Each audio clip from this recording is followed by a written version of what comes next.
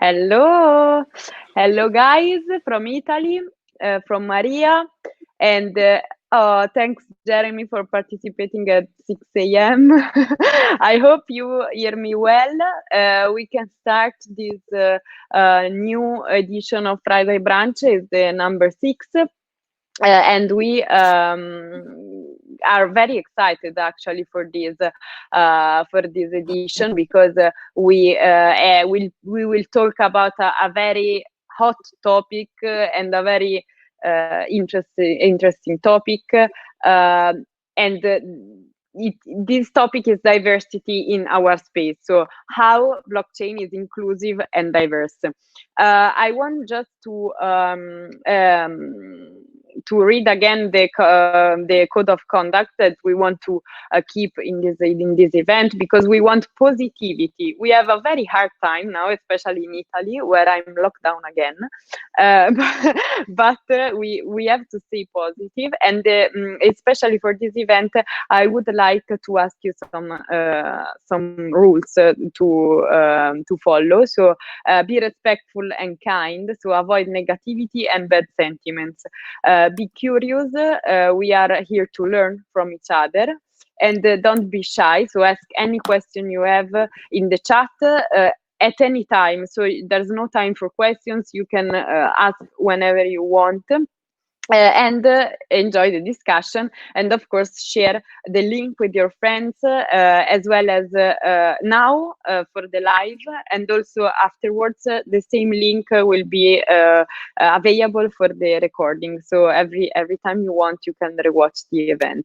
Now I want to start, because we just have 1 hour, by introducing our first keynote speaker, with Shefali.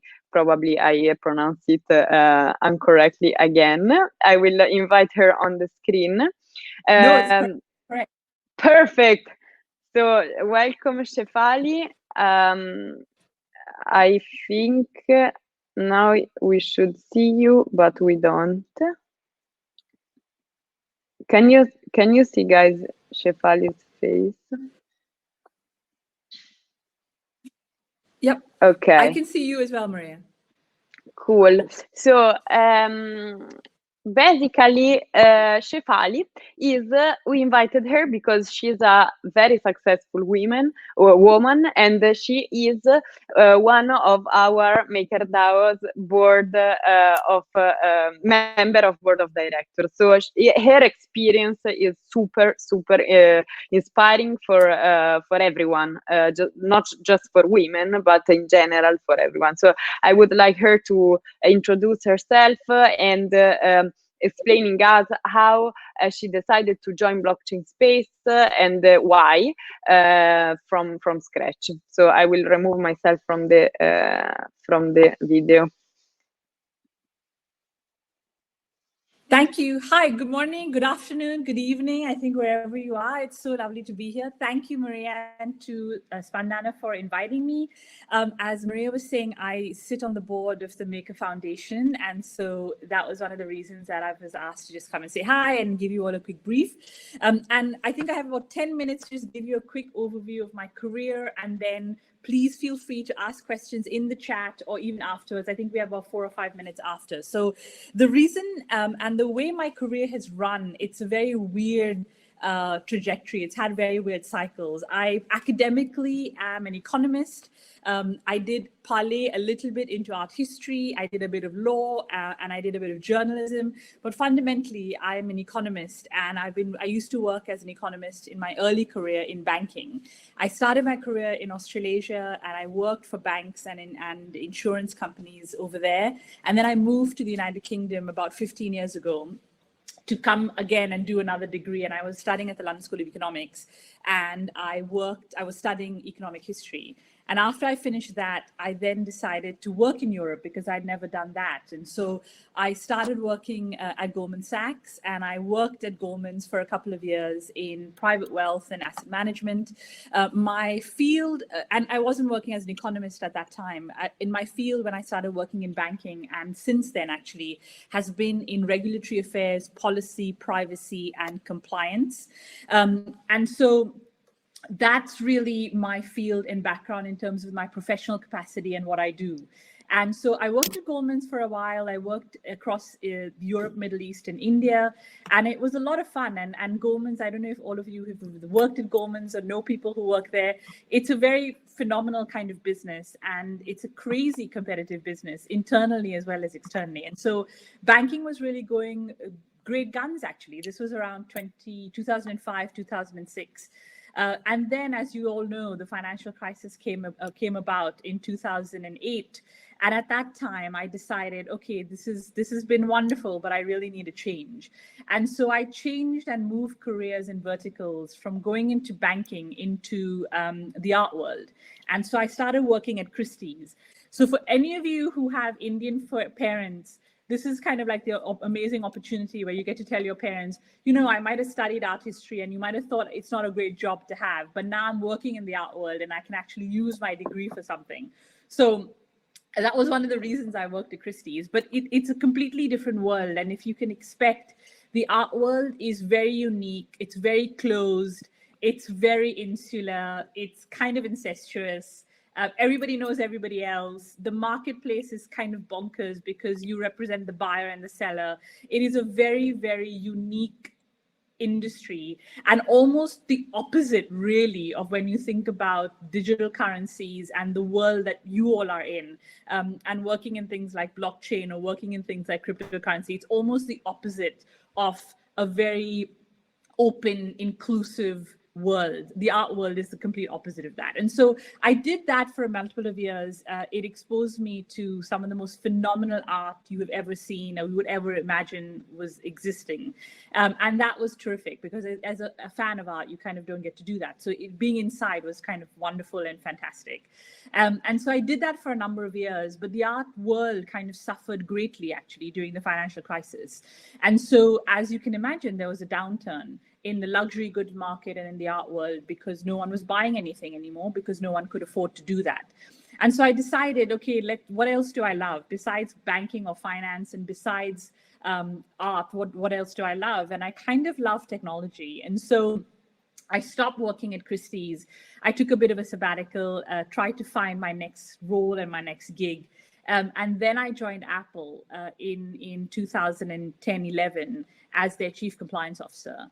And Apple, again, in a different way, was the complete opposite of Christie's because it had process and leadership and ethics and conduct and the way they run their business, the way Apple runs their business, from my perspective, was a very solid, process-driven, framework-driven, ethical business. And my job at Apple as their chief compliance officer was to really build out things like conduct, things like supply chain compliance or labor compliance or environmental compliance.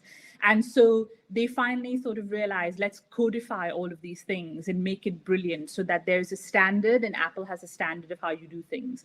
And so that was a lot of the reason why I joined Apple for a number of years, which was really, really a lot of fun. And I was tootling along and really having a good time there when a company called Stripe, which you may all know, which is a payment company, called me and said, hey, listen, do you want to come and join this startup called Stripe? And I'd never heard of the company. When I had talked to them, I think they were only about 80 people globally. And so I was based in London and I used to shuttle between London and San Francisco for my Apple job. And so that's how I got to know people at Stripe. And then Stripe was like, come and join this company called Stripe. It's really cool. And I think I was the oldest person at Stripe for a good year. So I was aging quite rapidly at that company. But it was a lot of fun because you got to really see how companies and great companies get born and great companies get incubated and scaled. And Stripe, as you guys might know now, is a very, very successful company and a very successful payments company as well, and really revolutionizing how you think about finance and technology and marrying technology with finance. And so I was at Stripe for a couple of years, building out their compliance and building out their operational and regulatory frameworks all across the world. And when I joined, as I said, I was only about the 80th, 90th person there. But when I left a couple of years later, they had grown to nearly 900 to 1,000 people. And so the lovely wonderfulness of joining a small company really disappeared because it then became this massively big organization and a massively big, very much corporate type company. which then I thought, well, actually, I love kind of startups and I love the smaller companies. So let me try and go back to that. And at the same time, there was a lot of talk in the industry about digital currencies and stable coins and how that world could revolutionize to make a more inclusive financial economy. And so that started sort of piquing my interest about alternative currencies and what that world looks like. And so one, guys, I don't know, maybe you all don't do this, but one dabbles in Bitcoin or dabbles in Ethereum and all this sort of stuff. And so I did that very early on. But I spent a lot of time learning the industry and learning what does it actually mean and what does it mean when you kind of have a stable coin pegged to a fiat currency, and what's the difference and what are the nuances and what are the governance requirements that are important for that market to self-sustain. And so in parallel to being exposed at Stripe, then working in financial technology, I then joined a company called TrueLayer in 2017, which opened up and was an infrastructure technology company that looked at revolutionizing open data and open finance. And that was really precipitated actually because of regulation that changed in Europe, which allowed for that. And our company sat in the middle of two applications to make sure that they had the technology rails to transfer the data. And so I was the CEO of TrueLayer for many years. I only recently left about a month ago, but that was what that company did. And in that process, I actually got to know the folks at Maker and talk to them about what they were doing in terms of the stable coin and learning. And what I'd learned was like this idea of using a stable coin pegged and underwritten by a cryptocurrency, but then also run by the market and decentralized so that more people can come into the market and utilize that financial infrastructure was very, very healthy. And so my career trajectory over the past couple of years has sort of dabbled in different types of industries. But when I was talking to Spandana and Maria about this talk, as one of the things that has driven me my entire career is what was interesting to me and what made me tick and what made me curious. It wasn't, what earns the most money or what job has the best title or who's doing what. It was very much what's changing the world and what company is operating at the best that they've ever worked at. And so what can you learn from there? So for me, my career has always been directed and driven by what makes me tick and what makes me happy and makes me enjoy it and go to work every day and have a happy smile and face every day when I get to that. And so that's the history of my career. I know it's really, really short and very quick, but I'm trying to be very conscious of the time that I've been allotted. So that's really a very quick summary of career. So on that basis, I'm happy to take questions, Maria, if that's the right moment to do that. Yeah, sure. If anybody of you guys have questions, do you hear me? Can you hear me? Yeah. Yes. Okay. Okay. Yes. I have one question myself. So how scared were you when you decided to go back in the startup system from a big company? Because it happened to me. I have a very short career in comparison to you, but I passed from a big company to this startup blockchain, because it's not only startups, it's also something that you don't know, because blockchain is completely new, so I was a bit scared, and I want to ask you if you were I was absolutely scared. I was absolutely petrified. So when the biggest change for me was moving from Apple to Stripe, because Apple is a great company.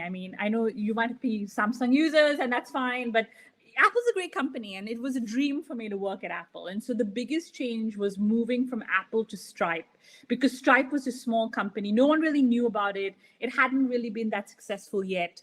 And it could have failed, it could have failed. But my brother gave me a really good piece of advice. He said, these are two things. He said, firstly, just make sure you have saved enough money that you can pay for your household expenses so that God forbid you lose your job, you don't lose your home.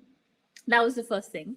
And the second thing he said was get comfortable with it collapsing.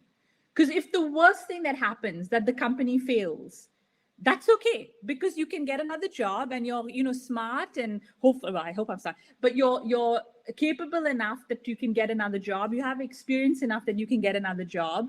But this is such a wonderful, amazing opportunity. Sure, it's risky, but when do you get the chance to be like employee 5 in a company? You don't get that often, particularly nowadays. And so take the risk. At least it's an industry, like I was familiar. Stripe is in payments and in finance. I knew it. Like if someone said, go join that company that builds games to throw birds at pigs or whatever, I'd be like, I have no idea what I'm going to do there. But finance was something that I knew, so it was familiar. And so when I got comfortable with the fact that if the worst thing that happened was Stripe failed and I could get another job, then it was really a fun adventure and a roller coaster, because then it was optimism and curiosity and thinking, goodness, I've never been exposed to this world. And we have to do everything because we're so small, and it's really wonderful to get a company started from scratch. And that was what was exciting, Maria. Yeah. So we have another, that's really inspiring. Thanks. We have another question from Jeremy. How have you met people to help you move from curiosity to a new job? Oh, Jeremy, thank you. And good morning. It must be so early in California for you, but good morning. How did I meet people? So one of the things that I've learned in my career is you have to be happy to give without expecting anything back. And whether that's helping people in your team, in your colleagues, in your circle of friends, in your university circle of friends, you have to be happy to give without expecting anything in return, giving very altruistically. And so in my career, I've been able to maintain relationships and friendships and networks for the last 20 years across the world.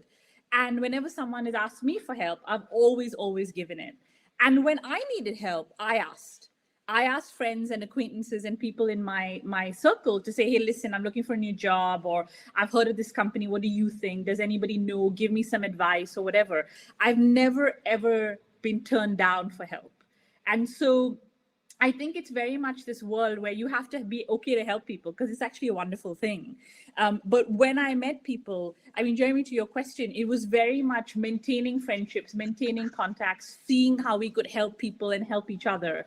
And then when I needed help and I reached out to a handful of friends or acquaintances, they were always there to give me advice, even advice to say, don't do things, because, you never know, you might be ignorant of stuff. And so even to sanity check, I was always lucky enough to have a circle around me who were able to do that. Yeah, that's fundamental, to be surrounded by people who help you, also to tell you no.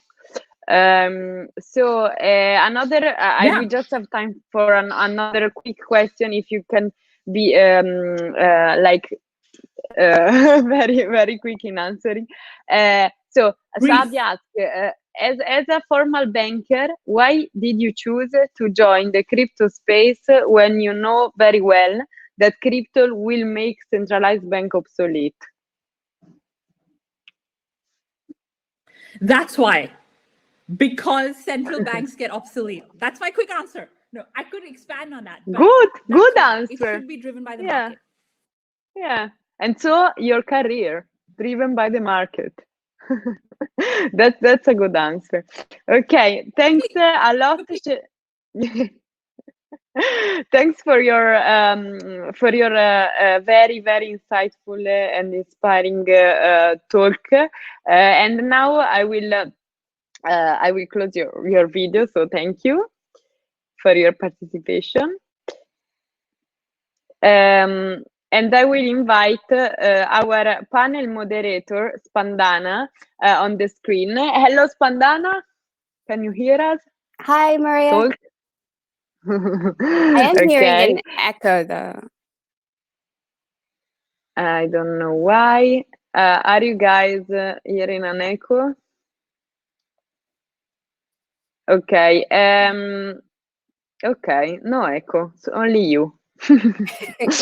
Okay. I will also invite the other speakers, because now we will have a panel, and Spandana will moderate the panel. Hello, Griff. Hi, guys. So we will have a panel with 4 amazing speakers. I hope that they can join. In the meantime, I want to introduce you Spandana. She is part of Maker Foundation as well, and she is in the HR department.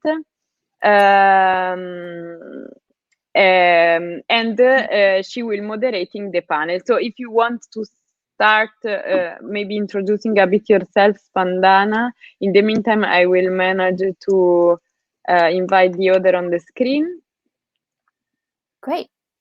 Thanks, Maria. As Maria mentioned, I am Spandana. I am Senior People Operations Manager at Maker, and I'm very happy to be hosting this panel of amazing speakers who some of you I got to know, and I'm thankful for every one of you for being here and sharing your story.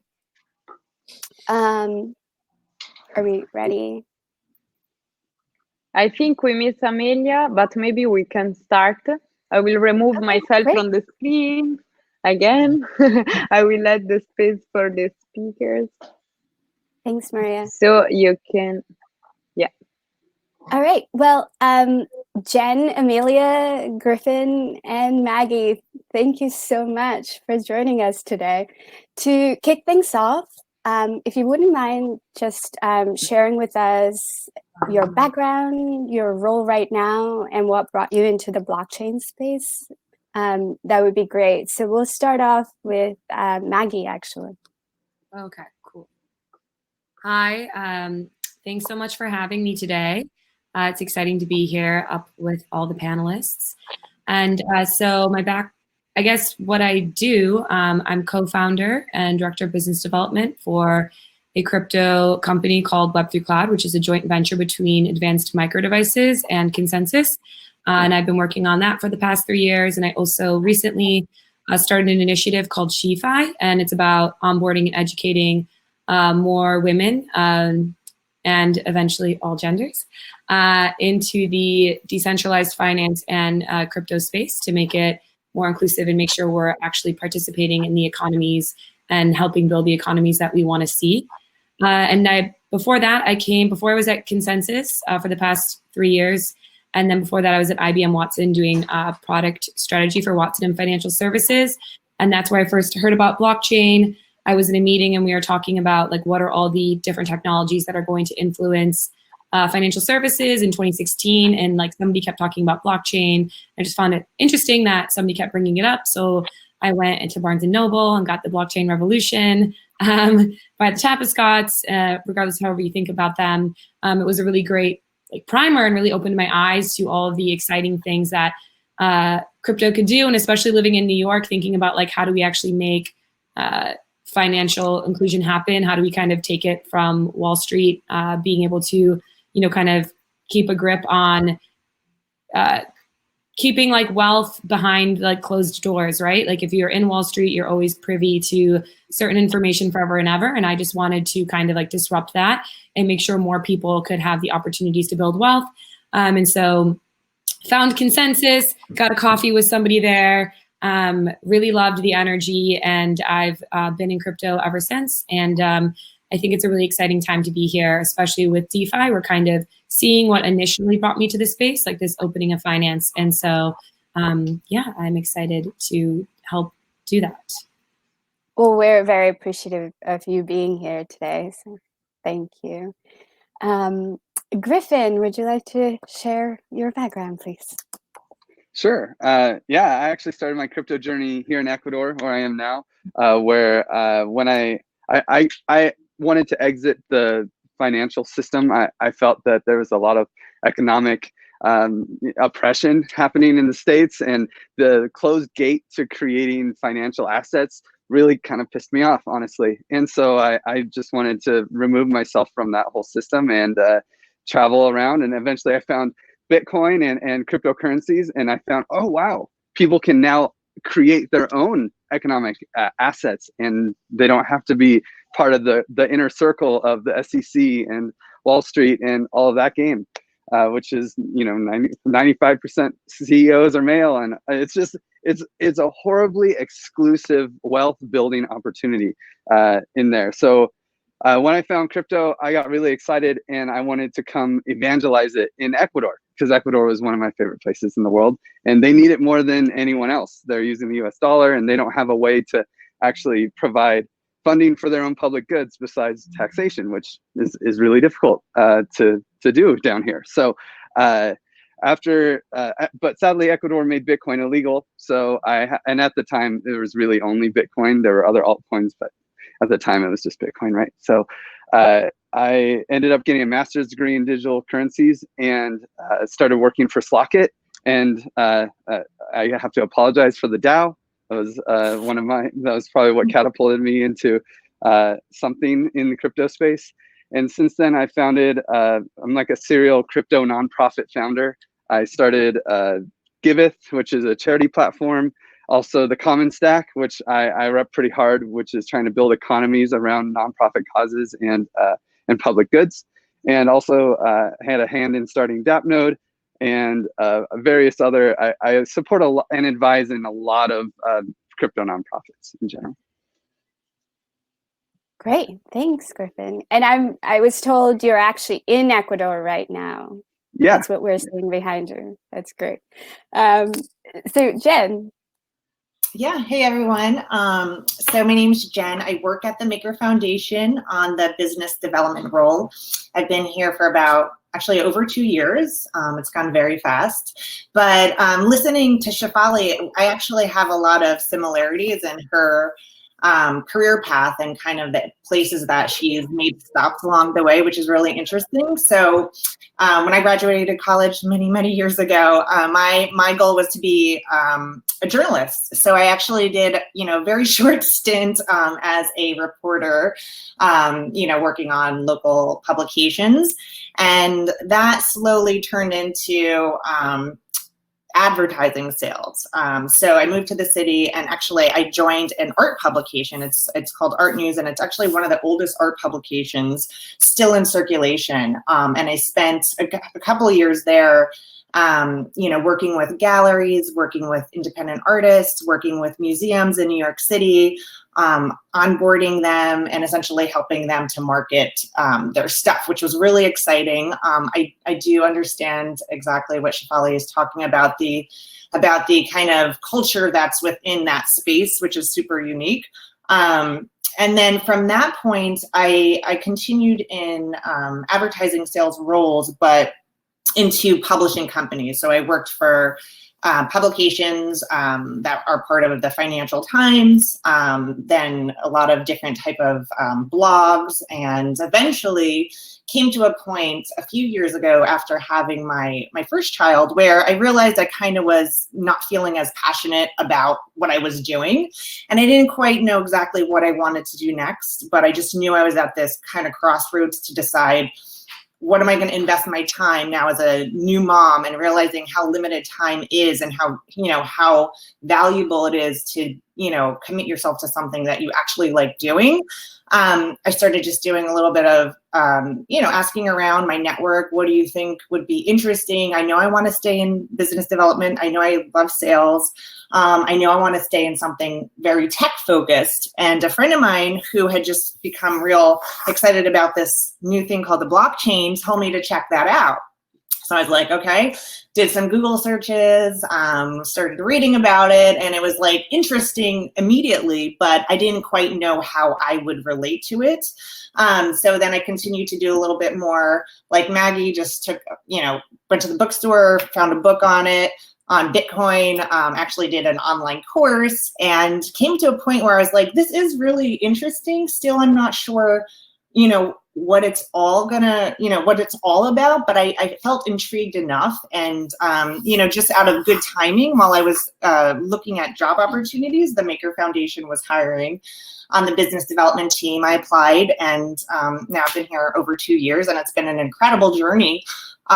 So yeah, from from now to, and looking back at where I was kind of feeling this lack of interest in my previous role, I didn't quite have the words or knowledge to articulate what I didn't like about it. But now, having been, exposed to what Web3 brings and how it really reverses this model of bringing back value and distribution to all participants, as opposed to extracting it, these few very large, big companies like Google, Facebook, Web2 as we know it, extracting data and privacy from us as users on the internet. I didn't quite understand what I didn't like about it until I learned about what it could be in this form of Web3. And so now I have this, I didn't know at the time, but it really resonates with me on a whole different level. So, I'm continuing to learn. There's not a day that goes by where I don't feel challenged mentally to figure out something new that's coming up in the space. And I think it's really exciting. So that's kind of where I'm at today. I definitely second that. I'm going into 8 months in the blockchain space, and I'm definitely learning every day. I've been told that Amelia is actually having technical difficulties, so we hope to see her in future FriDAI brunches, but we'll keep this one going. Jen, the first question is actually for you. We've chatted quite a bit about the transition from publishing into blockchain. And a lot of your job is also building relationships outside the foundation. What are some of the challenges that you face, particularly in blockchain space, compared to other industries? Yeah, I mean, like I said, this space is so new and dense with information that, not being a developer by trade myself, I have to spend a lot of time really understanding something just to really get the baseline idea of what a new application or, protocol has developed, right? Because it's still so much concentrated with the developer person right now, the builders in the space. And now we're seeing more jobs, I've noticed like on LinkedIn and other places, you're seeing more jobs for marketing, biz dev, but primarily it's been very concentrated in the developer role. So with that, you have, just as a person, who sits on the biz dev team and is trying to, create partnerships across this whole ecosystem, it's important for me to have enough of an understanding of what's taking place. So I guess the challenge for me is, it is a positive, is just making sure that I can relate to this new space in a way that will be beneficial to my job at the Maker Foundation.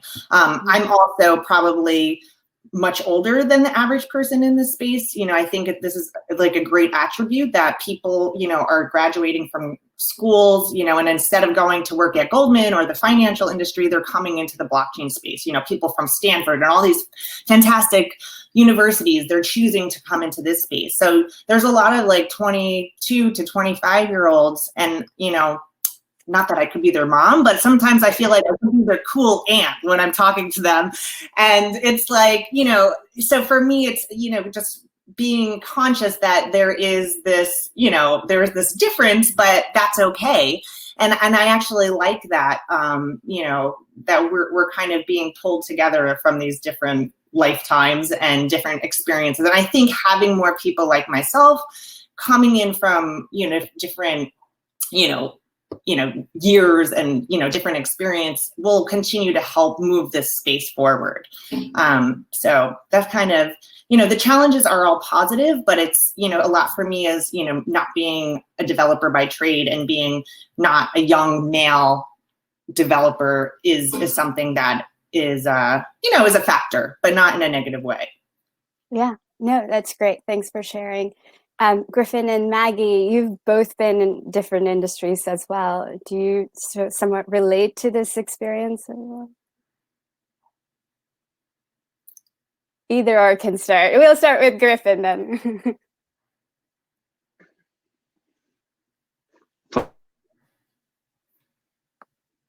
You're on mute. Sorry, I kept clicking and unclicking the mute button. Yeah, I can definitely bounce off the importance of diversity of age, gender, and backgrounds, because especially in a large organization like Maker, Maker started out with the dev culture being very strong. It's very much almost a technocracy, at the beginning, and now as it's grown, it's become much more diverse and much more accessible. I actually was part of the White Hat Group team that audited the original MakerDAO contract, and like Psy, and even when it was called Psy turned to die. And anyway, history stories. And man, the code's very inaccessible, and it creates an extra level of barrier to entry for people. And now I've seen Maker really expand and be focused on bringing the financial accessibility to South America and other parts of the world that really need it. And if you're going to do that, you can't have a bunch of white devs, Western culture devs, being the ones to decide how do we outreach to these people? How do we develop tools for these people? It's not going to work. They're not them. We need diversity in our space. If we're actually building revolutionary tech and revolutionary tools, the Western white male is not the one who needs the revolution, right? So and Maggie, what do you think? So in terms of coming from like a different industry, I've always been in tech. IBM is obviously set up very differently than a company like Consensus was set up when I was there. So when I first heard about blockchain, I really wanted to get into the blockchain unit at IBM, but there was like red tape. My boss liked me. You have to go price mainframes for, years. And I was like, no, like blockchain's happening now. That kind of like catapulted me to like leaving and getting into the blockchain space. And so just like the layers were immediately collapsed. At the time, Consensus was very much trying to be like a very flat organization. So like being able to co-found a company, Joe was just kind of like, yeah, like you did a good job in this meeting, like lead this deal, right? And I was like, I've never done this before. So that's like a huge difference. And what really excited me about the space is I do think if you have an idea, and even with SheFi, right? Like that's just something I decided to start and got some feedback. Everyone was like, go do it. So I think that's something really cool about being in a new tech space is that you don't have to have like approvals and red tape and contracts and blah, blah, blah. And like do things you don't want to do in order to get to where you want to go. Obviously, you sometimes always have to do work that is less pleasant in life. But I think that was like immediately something very different. But in terms of like challenges, I echo the other two panelists said. It's just when I first got to Consensus, I wasn't a dev. And so I had this like inner panic. Like I was like, I can't believe they let me in here. Like, oh my gosh, like reading the Ethereum paper over and over and over again and like everything I could consume. And at that time, like the transition timeline for proof of stake was like on a Reddit thread, right? In like 2017, like information wasn't that accessible. And now bringing in people, clearly we have a lot of storytellers in the chat and on stage, and being able to communicate the vision of Ethereum and the vision of decentralized technology is something that you need people with different ways of communicating and different backgrounds and different ways of painting the vision in order to tell. And I think that was very lost on crypto when I first got here. And it's definitely picking up. It's definitely improving. But I think that was a challenge at first. Like, oh, you're not a dev. Like, what are you even doing here? And I was like, oh my gosh. And that has taken time to change. And I have had very pleasant experiences working with people. And definitely, like, I've had many opportunities because it was a new industry. But I've also seen like some of those challenges, as everyone was saying, because it's a new industry, a new tech industry. So it's definitely changing though. And it's just like really exciting to still be here and like watch us all mature together. Yeah, thank you for sharing that. I think what both you said, Griffin and Maggie said about building diverse groups, I think that kind of dovetails us very nicely into the next question. And to the extent each of you want to share, what role does building diverse group of people coming together and doing a project and making that successful within the community, what role do you think that plays? And I guess we'll start with Griffin because you started talking about it. Yeah, sure. I mean, as I said, in the blockchain space especially, we're not building for white males. I mean, the challenge is that we do have a technical hurdle. I mean, just last night I helped someone someone from Colombia who actually sent 3 Ether to DS Proxy, their MakerDAO vault. They sent it from an exchange directly to the contract. Luckily, you guys made this really awesome withdraw solution for it, so that I just sent them the link to the app and they were able to pull it out. But there is a technical hurdle to using this tech right now. It's not really easy for people that aren't from a tech background to dive in and understand how to play with it. So that does make a serious challenge that we have to acknowledge. But the end goal is to bank the unbanked. The end goal, at least for me, is to support financial revolutions and give people economic freedom. So we need to be able to start now. We need to start now by including people from diverse backgrounds, diverse cultures, diverse ages, diverse spectrums, so that we can get this tech out to everyone. Now, in general, of course, diversity is critical for any company, for any organization. Even if your goal is just to make rich white guys richer, you should still include diversity in your team, because the difference of opinion can create conflicts. And if you're a good team, these conflicts can actually be beneficial. I mean, this kind of brings, actually, my friend Juan Carlos, who we were talking, the reason he told me that he got this money stuck there is because we're building a conflict management system for a project called the Token Engineering Commons, because conflict is something that we should go into head first and actually strive for. And if you have a bunch of people with the same backgrounds and the same ideas and the same perspectives, they're not going to have conflicts. You're not going to be able to challenge your ideas and evolve them. And in a space like this, that's so fast paced, that's a huge advantage if you can have the opportunity to challenge your own concepts and ideas. I'll pass it to Maggie.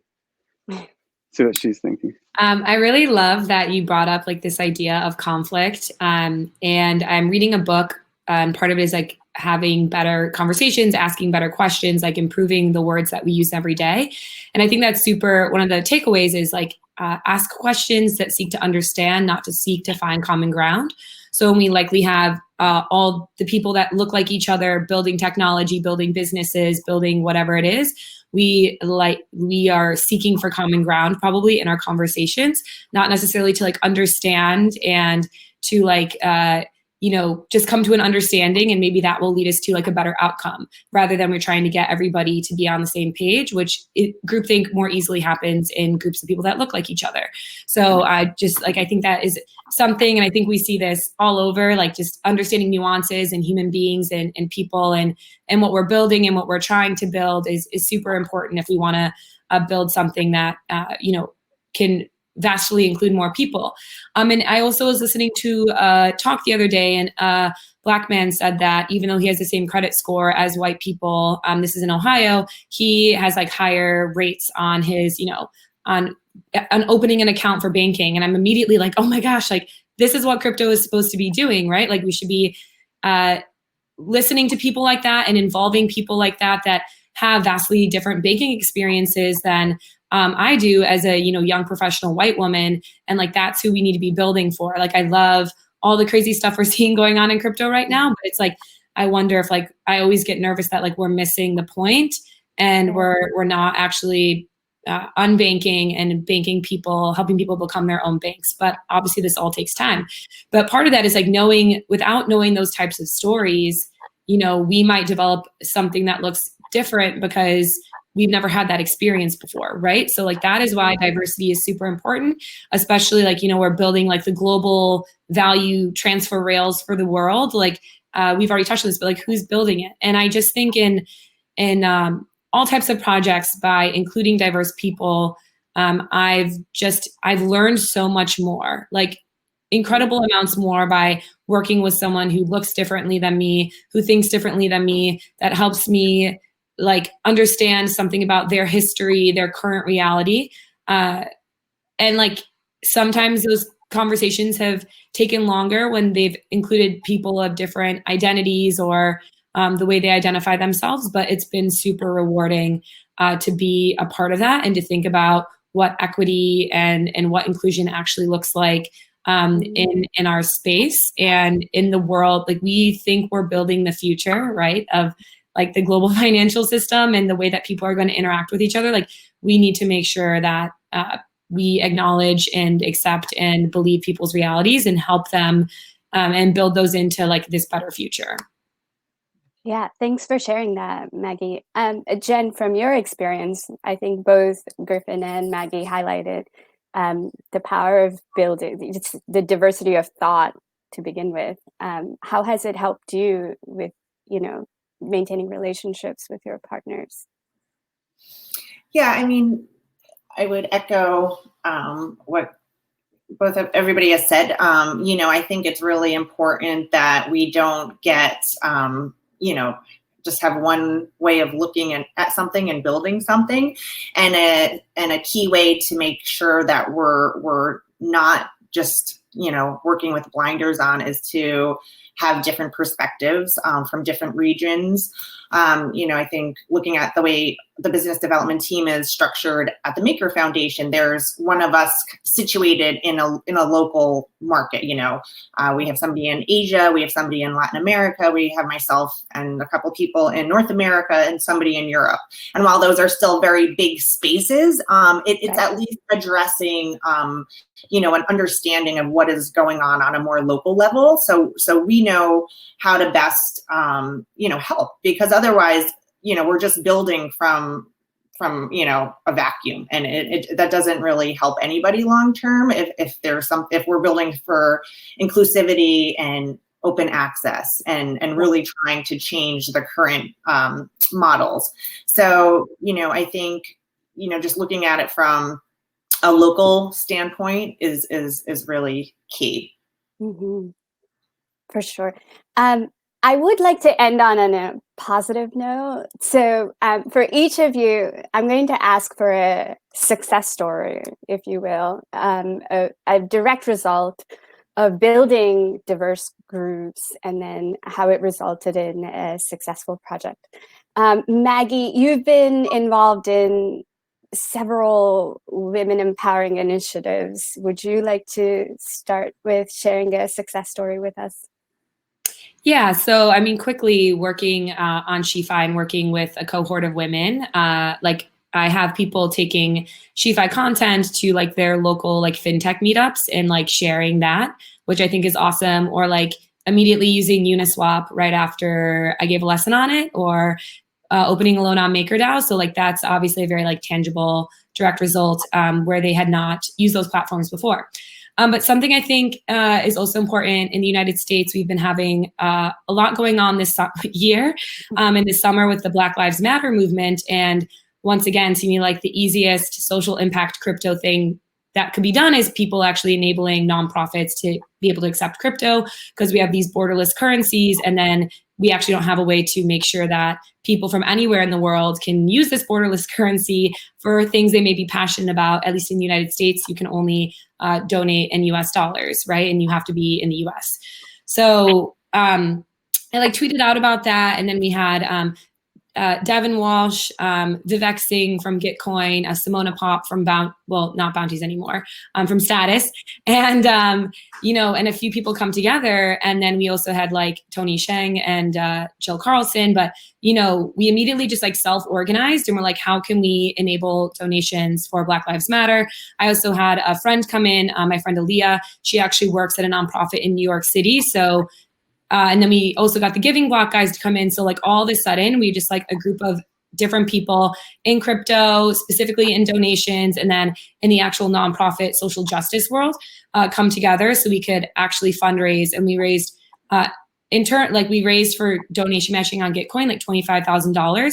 And then we had like onboarded 9 groups, but that was because my friend coming from that world was able to work with the Giving Block guys to do all the calling to it.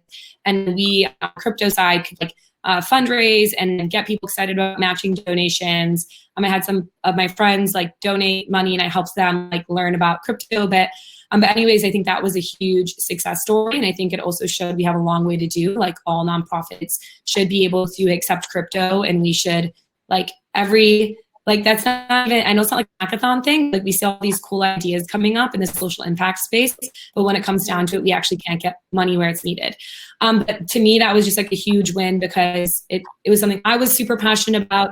Other people in the crypto space were passionate about it, and people in the non-crypto space were passionate about understanding like what is the cryptocurrency and how can I be a part of it, and how can I get that fundraising done, and how can I get money to where it counts. And so we just saw a lot of different people within the space and outside the space come together to make that happen in like 2 weeks. It was like crazy. It was done so quickly. And I just think it's super important to have all types of people working on those initiatives. And then, byproduct is educating nonprofits about crypto, getting them interested in, how can I accept donations to this? And then, just self-organizing and coming together, which I think is a huge thing that can be done in the crypto space. And we raised a lot of money and made a positive impact in that way. And so that is something that happened recently that I'm excited about. And I just think it shows the power of diversity and like the way we look and the people we are, but also in the types of organizations that we bring in to like make something happen. If it was just crypto people trying to raise money on Gitcoin for, a crypto thing, I think we wouldn't have had much of an impact as bringing in people from the nonprofit side, especially in like social justice, equity and initiatives. So that was really powerful and impactful to be a part of. Yeah, the whole crypto nonprofit side is just fascinating in itself. And I know, Griffin, you have quite a bit of experience in there. Would you like to share a success story there? Yeah, I mean, for me, Giveth is the success story. Our lead dev, Amin, is from the Middle East, and we took a risk on him. But, I mean, it's really also to touch on Jeremy's question here in the chat, which is what is the advice you can give curious people, and what advice who want to get into blockchain, and what advice can you give blockchain companies to connect them with potential candidates? I just, as a nonprofit, we don't have a token. We live off donations. We can't afford, someone from San Francisco to be our dev. It's just never going to happen. And it's incredible the talent that exists in South America, in the Middle East, in Africa. We took a chance on Amin, and he's a powerhouse. He's the best dev that Giveth has ever seen. And he is leading the entire development process and building a team of people to work on our project that I can't even really communicate with because they don't speak English, but they're incredibly affordable to hire, and we're sending money into a place that needs it. It feels good to send money into those disadvantaged economies, marginalized economies, and the talent is there. Humans are talented. It doesn't matter what your background is, and they're doing such amazing work, getting things done so fast. And Amin is basically leading, building a small dev team in the Middle East, and that's what's going to catapult Giveth forward for the future.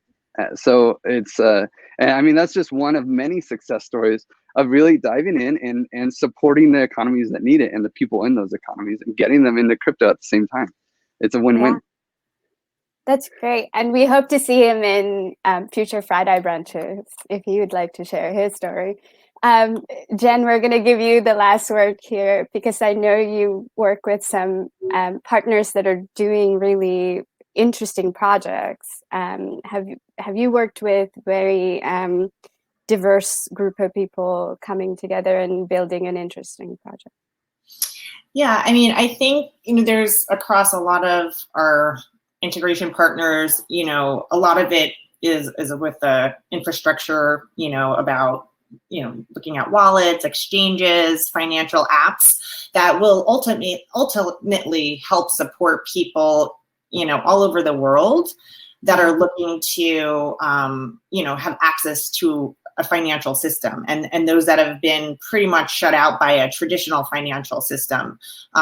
So I think, DAI as this open, unbiased global digital currency, it's really, its power is ultimately to be able to be used in all these different ways Griff and Maggie have mentioned, and just kind of be this asset that is kind of like the blood to power these goals and help people in various ways. So I look at, there's a DAO, it's fairly new, called Meta Gamma Delta, and they are they're essentially raising funds to help women launch their own projects, and they we awarded them a DAI grant, and I think that's one example of how we're trying to help and bring awareness to people really striving to kind of break out of the confines of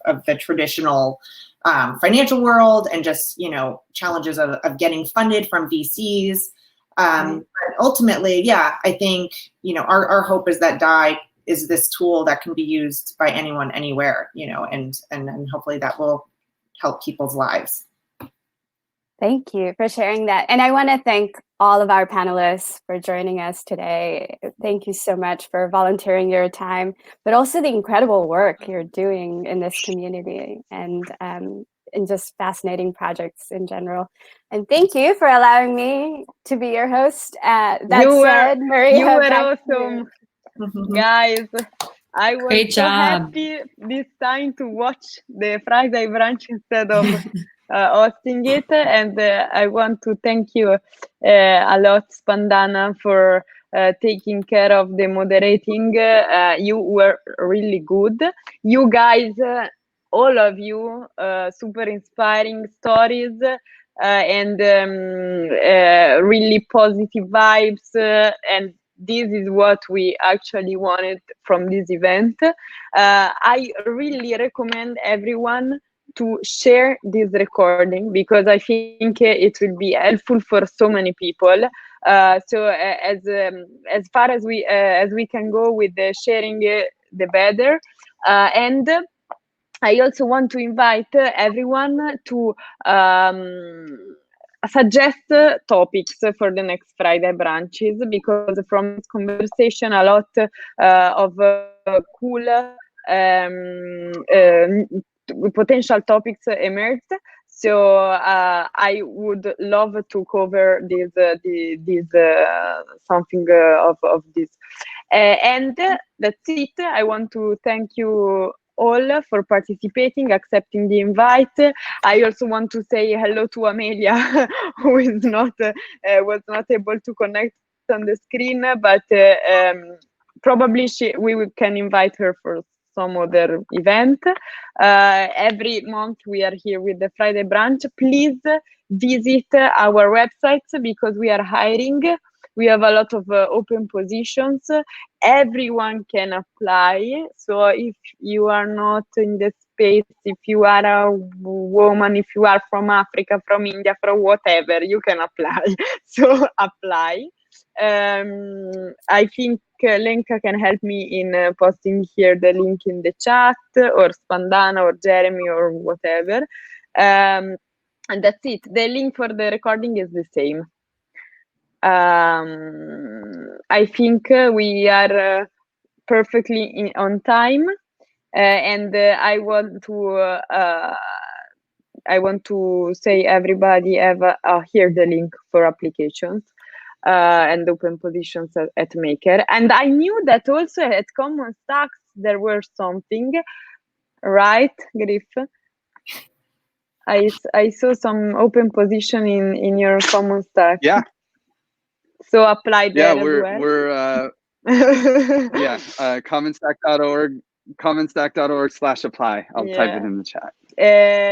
Yeah, there are plenty of jobs everywhere, and we strongly believe that you can do it, and we encourage you to. Sorry. I'm sorry, I said the wrong link. It's commonstack.org/open positions, open-positions. We will write it afterwards. And thank you. Have a great weekend, everyone. Stay safe. Wear masks. Not Griff, because you are in Ecuador, so probably you don't need it. But yeah. And be safe, guys. Thank you. This was awesome. Thank you. Thank you. Thank you. Happy Bye. Friday. Bye, everyone. Bye.